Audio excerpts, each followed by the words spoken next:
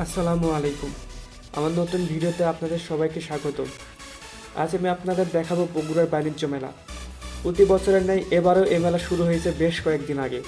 এই মেলার লোকেশন হলো বগুড়ার ঠনঠনিয়া এলাকা, অর্থাৎ বলা চলে যে বগুড়া মোহাম্মদ আলী হাসপাতালের সামনেই।